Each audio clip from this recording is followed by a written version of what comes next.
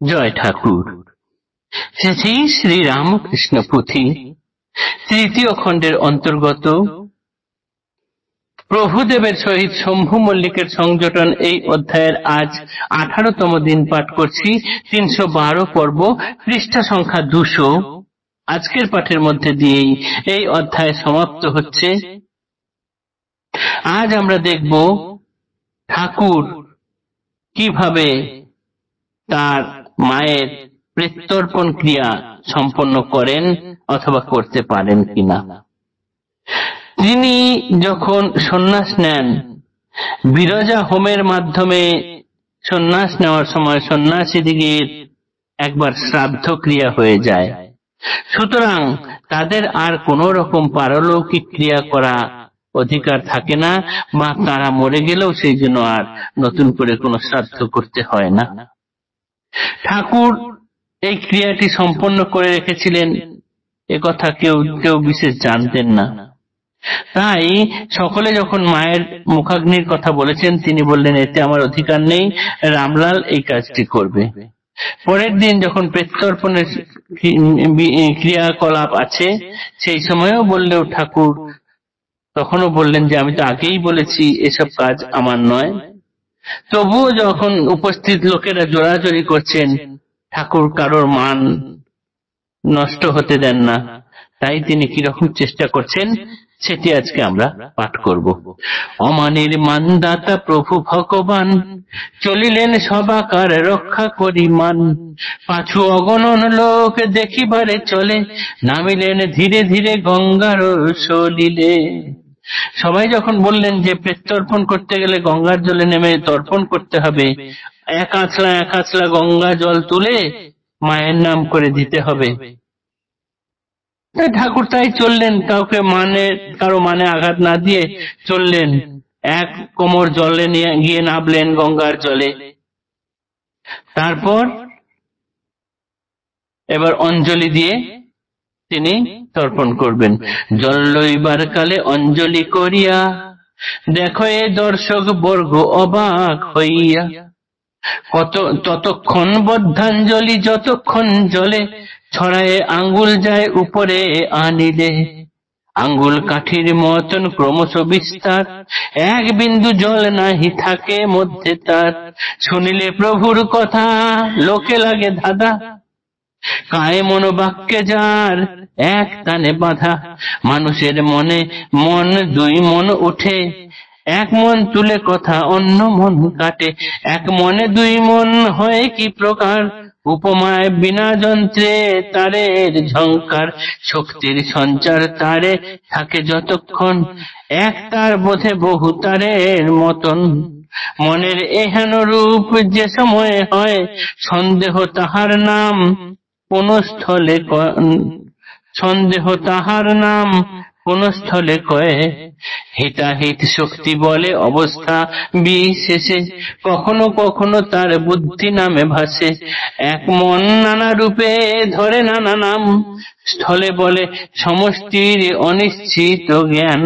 পিশাচ স্বভাব মন নানা মায়া ধরে, নাচায় বৃহৎ কায়া বিবিধ প্রকারে।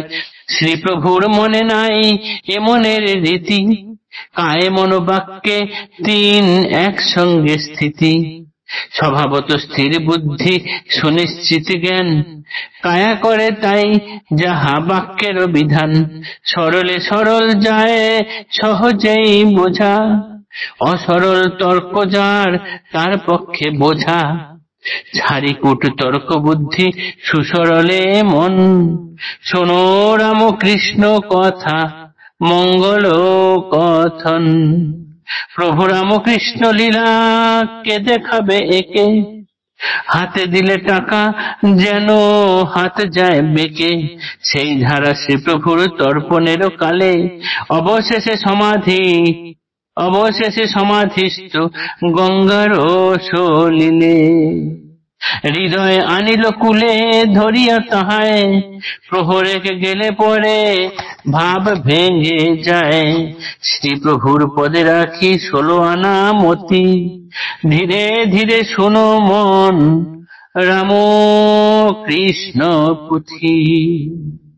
প্রেম ভক্তি জ্ঞান মুক্তি ইহারি ভিতর, রাম কৃষ্ণ লীলা গীতি রতন আকর। তিনি অঞ্জলি দেবেন না, তথাপি লোকজন যখন জোর করে তাকে জলে নামালেন, ঠাকুর নামলেন তাদের মান রক্ষার্থে, হাত জলের মধ্যে নামাচ্ছেন, মুঠো করে জল তুলছেন, যখনই হাত জল থেকে উঠে যাচ্ছে তার আঙুল ছড়িয়ে যাচ্ছে, এমন ভাবে আঙুল ছড়িয়ে যাচ্ছে, হাত বেঁকে যাচ্ছে যে এক ফোঁটা জলও দু হাতের মধ্যে থাকছে না। এর আগে আমরা দেখেছিলাম ঠাকুর মুদ্রা স্পর্শ করলে যেমন হাত বেঁকে যেত, ঠিক সেই রকম এইখানেও জল থেকে যখনই হাত তুলছেন কাঠির মতো তীব্রভাবে বেঁকে যাচ্ছে হাত আঙুলগুলি সব, ফলে এক ফোঁটা জল থাকছে না, তাই তার পক্ষে আর তর্পণ দেওয়া সম্ভব হচ্ছে না। এরকম কিছুক্ষণ চলার পর ওই বুক জলে দাঁড়িয়েই তিনি সমাধিস্থ হয়ে গেলেন, বাহ্যজ্ঞান হারা। দৌড়ে গেলেন হৃদয়, দৌড়ে গেলেন রামলাল, তারা তাকে ধরে আনলেন, ধরে এনে তীরে বসালেন, তারপর নিয়ে ঘরে শুইয়ে দিলেন। এক বেলা পরে তবে ঠাকুর সহজ হলেন, সুস্থির হলেন, তার শরীর ঠিক হলো। সরলে সরল যায় সহজেই বোঝা, অসরল তর্ক যার তার পক্ষে বোঝা। যিনি সরল বিশ্বাসে এসব জিনিস বুঝবেন তিনিই বুঝতে পারবেন, কিন্তু যিনি কুটিল মন নিয়ে চিন্তা করবেন তার পক্ষে এগুলো বোঝার মতো শক্ত হয়ে দাঁড়িয়ে যাবে, তার বোঝা হবে না, তার কাছে এটি বোঝা হয়ে যাবে, তিনি বুঝতে পারবেন না, কিন্তু তার মাথায় ভার হয়ে যাবে। তাই ঠাকুরকে বুঝতে গেলে আমাদের সরল হতে হবে, তবেই আমাদের রাম ও কৃষ্ণ কথা, এই মঙ্গল কথা আমাদের শরীরে মনে ক্রিয়া করবে। আমাদের সকলের মন ঠাকুরের পাদ পদ্মে যেন থাকে, তার প্রতি যেন আমাদের মতি সব সময় থাকে, সেই প্রার্থনা করি। আমাদের প্রেম দাও, ভক্তি দাও, জ্ঞান দাও, মুক্তি দাও। পুথিকার বলছেন এই প্রেম ভক্তি জ্ঞান মুক্তি সবই আছে এই লীলার মধ্যে, ঠাকুরের লীলার মধ্যে, এই রাম ও কৃষ্ণ পুঁথির মধ্যে। তাই এই রাম ও কৃষ্ণ পুঁথি, এই রত্নের আকর আমরা মন দিয়ে শুনে যাই, পাঠ করে যাই, যতটুকু পারে ঠাকুরের যতটুকু ইচ্ছা হয় এখান থেকে কুড়িয়ে নিই। জয় ঠাকুর, জয় শ্রী রাম ও কৃষ্ণ। নমস্কার।